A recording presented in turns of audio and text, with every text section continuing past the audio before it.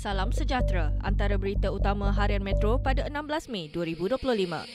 Pemandu lori muatan batu mengaku tidak bersalah di Mahkamah Session atas 9 pertuduhan menyebabkan kematian 9 anggota FRU dalam kemalangan di Jalan Cikus, Sungai Lampam.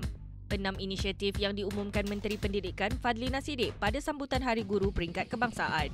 2 penjenayah yang ditembak mati polis di kawasan parkir kondominium di Bandar Baru Nilai Negeri Sembilan disahkan terbabit kegiatan kongsi gelap yang aktif melakukan lebih 70 kes samun di 4 negeri. Raja Muda Selangor Tengku Amir Shah Sultan Sharafuddin Idris Shah menetapkan visi pembangunan kompleks Sukan Shah Alam sebagai titik permulaan untuk menjadikan Shah Alam sebagai melting pot atau lokasi tumpuan bukan hanya kepada rakyat Selangor malah rakyat Malaysia serta pelancong asing.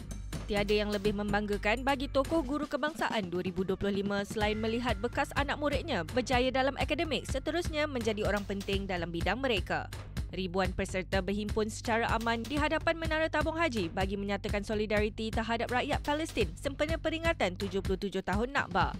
Ekonomi Malaysia pada suku pertama 2025 tumbuh pada kadar 4.4% disokong oleh permintaan pengguna dan pelaburan aset yang stabil. Seorang pendaki dari Filipina menjadi korban pertama yang meninggal dunia pada musim pendakian 2025 di Gunung Everest. Penangan kemunculan mereka di konsert Gen KRU, kumpulan rap wanita popular era 90-an feminin tidak menyangka kembali menjadi sebutan.